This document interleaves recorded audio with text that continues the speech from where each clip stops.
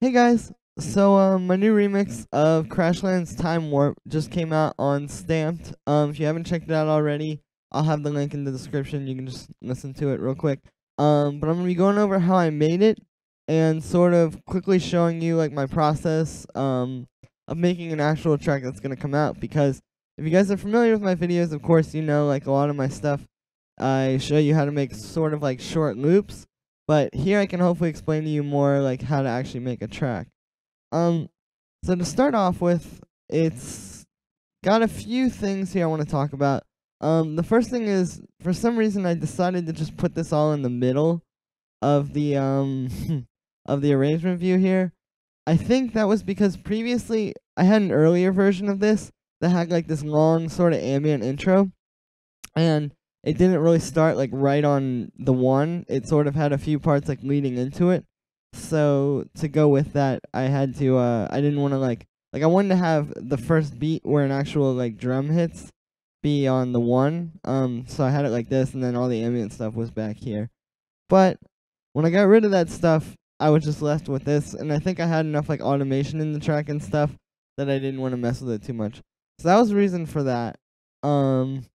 And yeah, the first thing I guess I'll talk about is, well, there's like a few things. So first off, there's this vinyl noise that plays throughout the track. I'll turn it up. So that just kind of plays in the background. I've used that particular sample in like a lot of my tracks. I really like this one. It just has like this interesting sound to it that a lot of just like vinyl sounds or vinyl like recording noises don't really have. As far as processing goes, I just put an EQ on it just to cut out the low end.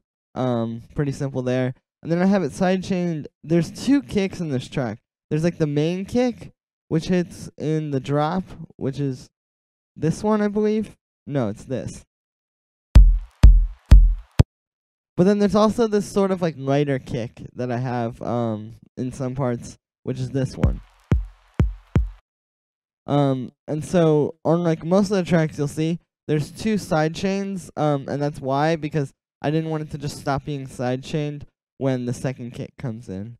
So yeah, after that I want to talk about this noise, or not noise, but like this sort of sound that starts at the beginning. It fades in a bit. I'll play it from here. So what that was, you'll hear for the first like few bars, it starts out just playing this one chord, and then it goes down. And the reason for that is because if you've heard the original, you know I sort of based my chords on the original chord progression, but I changed it up a little bit. But I wanted the intro to be kind of like mysterious, and then when this first drop hits, I wanted it to like really hit, you know, and be surprising and not something that you've already heard a million times. So what I did was I just have this playing this one chord, and then the second chord comes in there, and that's when like the whole like build comes in and stuff. Now, oh whoops, there's like a automation on the master, but which I'll talk about in a second. But this was originally made in Contact, and I have the original Contact patch. I bounced it out because when I made this, I was on a computer that wasn't as powerful as the one that I'm currently on. So yeah, but the original Contact patch sounds like this. So you can kind of hear that kind of sound there. It's from this one library by Spitfire Audio, I believe, called the Oliver Arnold's Toolkit. If you don't know who Oliver Arnold is, he's like a sort of modern classical composer. Sort of like, I would describe him as sort of like a next generation version of Philip Glass almost, or like Steve Reich, I guess. I don't know, but he makes really good music. You should check it out. But he made this sort of like something he's known for is like his sound design, and he made this Contact library with Spitfire Audio, which has a bunch of great stuff in it. But these tempo locked synths are really good because I wanted to use something kind of like rhythmic in the intro, but I didn't want it to be like just drums in the intro because I have a drum loop playing. So I added that in there to just give it a rhythmic and melodic element, if that makes any sense. Or a rhythmic and harmonic element, I'll say. Now, the next thing I'm going to touch on is sort of like the main chords loop, which sounds like this.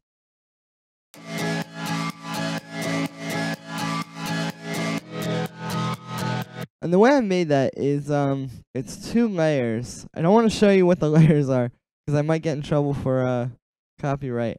But it's this one, and then this top one.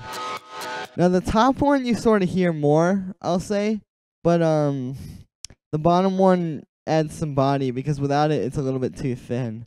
So as far as the processing on that goes, you see I have them turned way down. Probably, yeah, they're turned like minus 26 and minus 20 dB down. And that's just because they're extremely loud from all the processing. But basically, I'll go quickly on this one, the high one. It's basically, I'll show you what I started with. So it's like this chord stab that I sampled.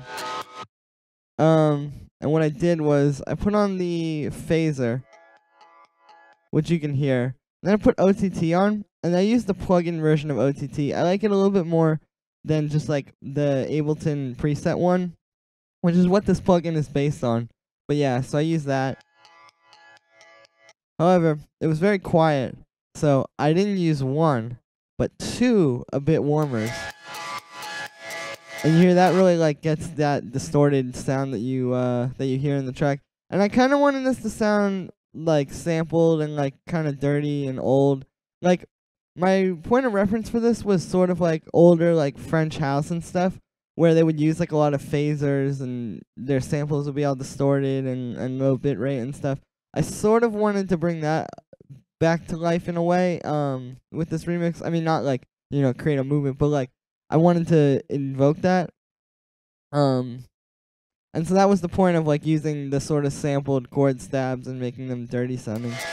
After that, I put the Haas effect on. I spelled it wrong on here, nice. If you don't already know, basically what the Haas effect does is it splits your signal into the left and right channel. And in this case, using a delay, I moved the right channel, or the left channel, excuse me, slightly forward. So they're playing like this now. If this is like they're perfectly at the same time, this is like I moved it 10.3 milliseconds forward using this delay. And so they play, one plays a little bit after the left ear plays a little bit after the right ear, and you get this big wide stereo image. And that is again just sort of, I'm just trying to bring the sound to life, so to speak. And then after that I just have the 2 side chains I talked about earlier. On the low one, so I have this guitar amp on here. It's pretty similar. It's just like the same phaser preset, the a bit warmer Haas effect, and then the side chains. And there's an EQ on here for some reason that doesn't do anything. Nice. But yeah, I just put this amp on. I'll show you without it. I think, yeah, these are the chords from the original track. And I'll show you how I chopped those up as well in a second. But that amp, these are just like, there was a Rhodes keyboard sound in the original track, and I just used that and chopped it up. And then I put the amp on it to give it a little bit of grit, but not too much. This layer is mostly just for body and to make it, like I said, like sort of make it a little bit more thick, because it was a little bit thin sounding. Now I'll show you what I did also when I did this remix. So something I like to do when I do remixes, you'll see here I have the stems. I put them in my samples folder. These are just all the stems from the original track. What I usually do is I'll drag those into like a new project file and completely unwarp them and just have the song play out the way that it is, like in the original. But if you see, I chop out this remix ideas folder. I chop out like loops from it. So I took like this hi-hat loop, the hook. It's pretty quiet. This, the kick, like all these different parts from the song. Just like whatever grabs my ears. This is what I used for this layer.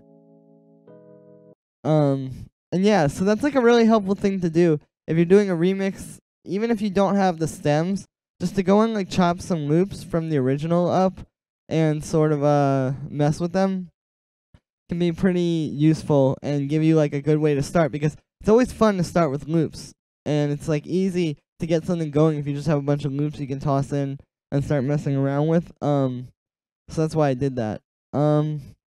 Now, as far as I did group these together, and there's a little bit of stuff on here. There's like a low pass filter that sort of filters up and down, just sort of with the track.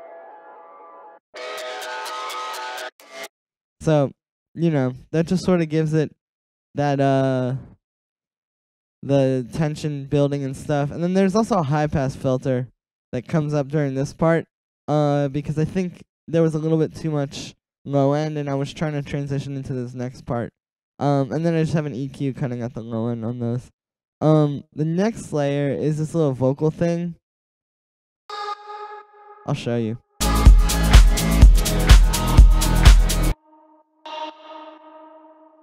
So the way I made this thing was I had this old like loop that I had made using my own voice, actually. That was me just going like, oh, into like, I guess I just recorded it with a mic. I made this sample like 3 years ago, I think in like 2015. And yeah, so basically that started as that. But if you listen, I put the amplitude envelope like this. So you just get that first note. And then I just played it like that. And there's a filter on here for no reason. Don't really know why. And the only other thing I really did was I put some reverb on it. And this is a technique I use a lot, is the shape, turning down the size. Because if you leave it up completely, which is like what most reverbs have by default, it kind of like rings out a little bit too much. Turning it down is a really good way to still get reverb and still get that like roomy sound, or sort of like spacey sound, but it's a lot more controlled. You can sort of, this is a really good way to control your reverbs. Like, yeah, so that's pretty much what I did there. And then there's just an EQ, and I have it sidechained, and for some reason there's another EQ. Maybe, yeah, I don't know. This is weird. But after that, I have this loop from the original, which is like very dry. I didn't really do much to it. This is like the main saw chords.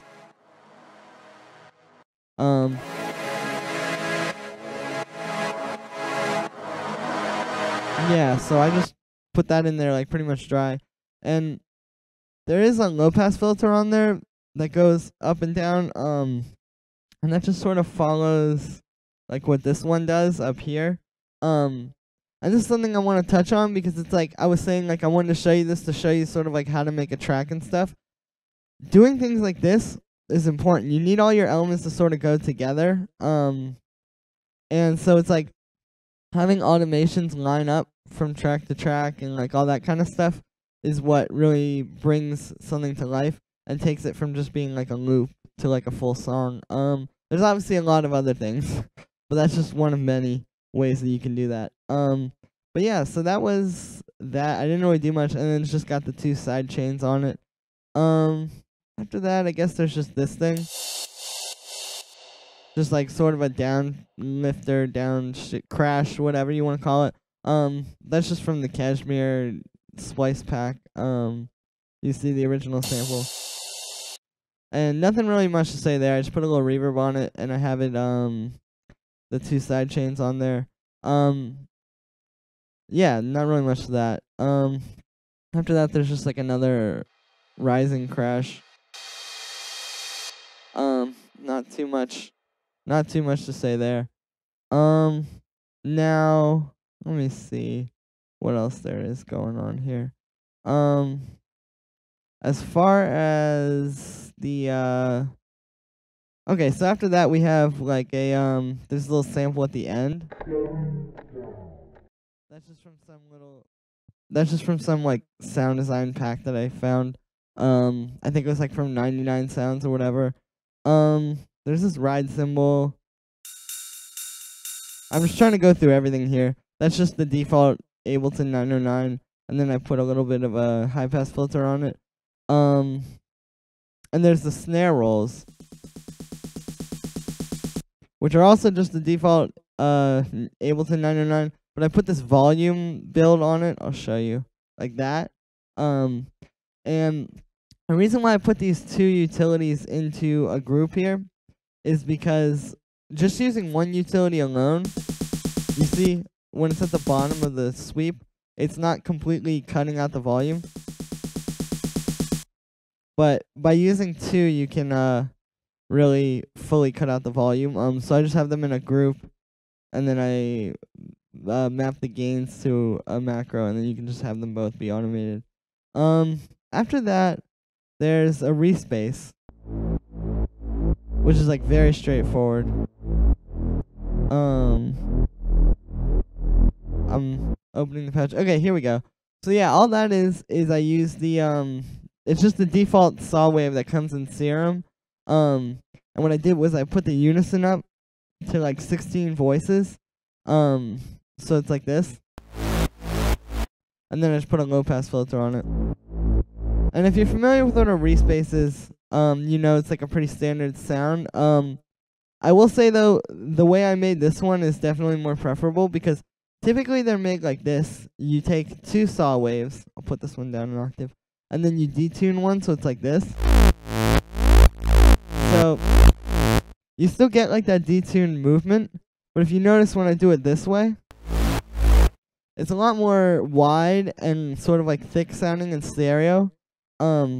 Whereas when you just do it with the two oscillators, you don't quite get that like wide, full sound. So I prefer to do it with unison, and you like most synths have unison on them.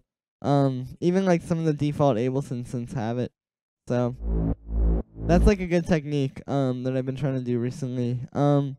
Now there's not too much on there. Oh, that's ironic. I have the plus 12, but then I moved this down an octave. My project files get really weird. I have the two compressors on there for the side chain. And then I have an EQ where I'm boosting the bass and cutting around 100 to make room for the kick. Because if you listen, the kick and this blend pretty well. And I guess there's not really that kick playing with the bass, but yeah, so I just put that EQ on there to sort of make room for the kick. And that's something that's important. You want your kick and your bass to really work together. I've said this a lot in my videos, but like when you make a track, especially like house music like this, you really want those two elements, the kick and the bass, to work together because those are the foundations of your track. That's what everything else works off of, as far as like the track working, so to speak, if that makes any sense. So yeah, like making sure your kick and your bass work together is very, very important. So that's why I have that. Now next up I do have, so I didn't use any of the vocals in this except for the hook. It just, having like rapping with house music can work a lot of the time, but I just didn't feel, like when I did it here, it just didn't feel as natural, but the hook sounded really good, so I used the hook. I'm in a time warp, it's moving so slow, I hit the top speed. So I actually did a little bit of stuff to this. I used this sort of like a vocal enhancement rack, I guess I had made previously, which just has some simple stuff, just like a little bit of compression, not too much. I try to use compression as little as possible, besides like side chaining. And then I have a multi-band compressor on there, which I think is just sort of compressing the high end a little bit. And then I have this high pass filter that I made with an EQ. I'll show you. Here's with it. It's moving so here's slow. Without. I hit the top speed. So it just kind of made it sound a little bit more crispy to me, or a little bit more crisp. Like it kind of sounds, this I feel like makes it sound sort of more like it's like on the radio. Which, yeah, just sort of fit the mix of this track a little better when I put that on. Then I just have another high pass filter on there for some reason. and then I have a ping pong delay, which comes on only at the very end because it goes like this. That gone, I'm in a time.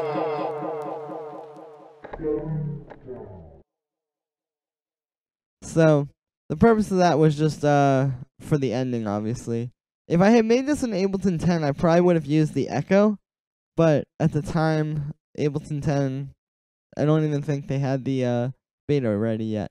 Now here's the kick. This is just the second kick. Didn't really process this. It's just like a small little kick sample. But I guess I can say that you don't really need to like put a bunch of compression and stuff on your kicks if you just get the levels right. If you hear, it's still punching through the mix the way it needs to, so no real issue there. And then I have the main kick. Let me solo it. It's just this sample. Oh, whoops. Yeah, so it's just this sample, and then I cut a little bit of bass out of it because in the bass I needed there to be that bass. Yeah, so like I'm saying, like I cut the part where the kick is around 100 hertz on the bass, and then I cut the part where the bass is like below, sort of like, I guess this would be like 70 hertz. I'm not entirely sure. On the kick. Okay, yeah, around like 60 or 70 hertz is where I started cutting. And then I have this one in here because what had happened was I think I had already set all my side chains. Like I made this track and started it with this kick. And I had already set all the side chains on every track to work with that one. Like they were routed to this kick, but I wanted to be able to use my own, like a new kick and not have the side chain be messed up, so I just kept this one in here muted, and then it still activates all the side chains. So after that we have this stuff, which is just all the drums. If you hear, there's quite a few layers of drums going on. It's like this, which is just like some hi-hat loop from a sample pack. There's this snare, which I sampled from the Jamie XX and Fortet remix of Jamie XX's what is it called? It's the one song with Romy from the XX on Seesaw. It's the remix they did together of Seesaw. I'll show you the original. You may recognize this break.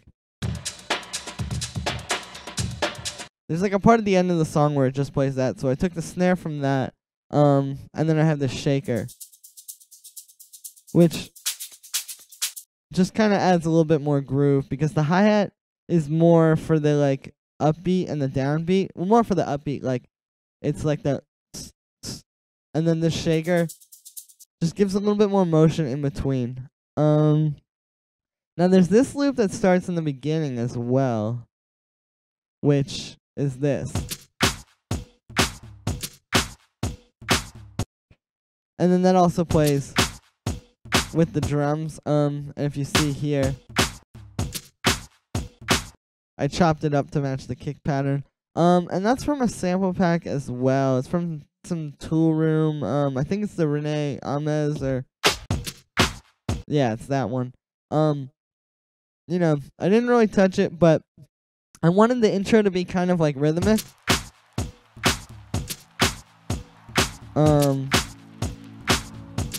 And so that's why I did that, and give it, like, I wanted it to be something that, yeah, like I said, had like a little bit of rhythmic movement in the intro, so that you wouldn't, it wouldn't just be like slow and boring, and then all of a sudden this big drop comes in. I wanted it to build up to the drop a little bit better. That's why I did that. And now the last layer I'll talk about before I talk about the master is this stuff, or this layer. And what I used is, it's a synth called Olga. It's made by Stillwell Audio. Oh, whoops. You can download it, and it's free to use, but you can also register it, which I obviously have not done, so that's not good. But it's pretty cool. It's based on like the old sort of like Soviet era synths that were like very similar to sort of Moogs and like stuff from the time. But obviously had their own sort of flavor and character, and it's a very high quality synth. So I used some preset from there. I'm not entirely sure, but I took it and I added reverb to it. Which just looks like this. It's a very short, quick reverb, but it's got a lot of wet. It's like very wet. Because if I take it off, it just adds a lot of atmosphere. I put the Haas effect on, so I explained that earlier. You know. I have this EQ on here, which is cutting out the bass, but it's also has like a filter that goes. Oh, okay. So yeah, you see at certain parts that I gotta clean that up. There's certain parts where it like filters up and down using that. And then it's also cutting out the low end. Then I have the side chain on there from both of the kicks. And then I just have another EQ on. For some reason, there's a little boost around the low mids. I think I just wanted it to be a little bit thicker sounding. And then I cut out a bunch of the bass. I also use this thing called Bass Clef's Easy Washout, which if you do a quick Google search, you can find. Wow, these automations are messy. If you do a quick Google search, you can find. But it's basically this like free Ableton rack that this guy named Bass Clef made. And I'll show you if I just. It's really good for DJing. I think that's what it was made for. To like wash. It sort of like literally washes things out. It's a got like a reverb and a delay and a high pass filter and all this kind of stuff in there. But I used it for this one transition part here. It just sounded good to do that. And yeah, that just really follows the chords. And the only other thing that I want to talk about is the mastering, or at least the stuff that I did on the master, not the mastering. But what I did on the master most of all is this EQ that comes in. Oh, whoops. And if you listen, what it does is it filters up on the builds, like a high pass filter. And what that does is it helps build tension for the drop, because the drop is all about bass and like the harder hitting drums and stuff. So if you cut out all the bass slowly leading up to the drop, this is like a very common EDM technique. If you cut out all the bass slowly leading up to the drop, it'll hit harder when you first hear it in the drop. Like if you listen.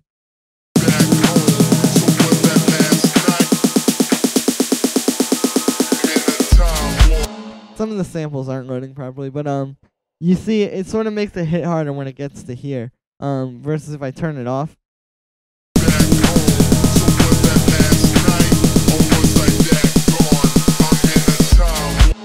It just feels like it hits harder when I cut out all that bass before there. And then I did a pretty simple master on this track, to be honest with you. Some people might flame me for this who are more knowledgeable, but I just put FabFilter Pro L on, and I looked at the I believe what I did was I looked at this readout here on the master. I'll turn this off. You'll see if you yeah, if you play the track without this, like at the drops, the loudest part.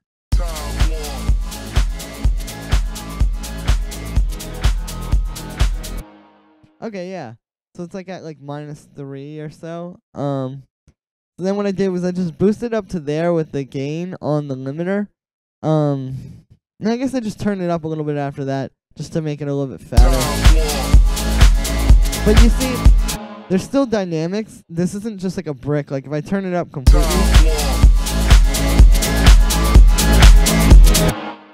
you sort of see like less and less motion here. I still want it to be bouncing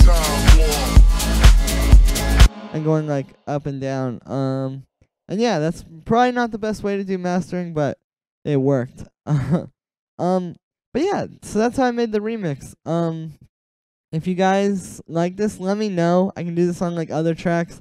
I've got a song coming out on the 6th of April, an original that I could do this for as well. So yeah, let me know. If you haven't already, listen to the remix. It'll be in the description as like the top thing or whatever. Check out my sample packs. And yeah, thank you so much, everybody.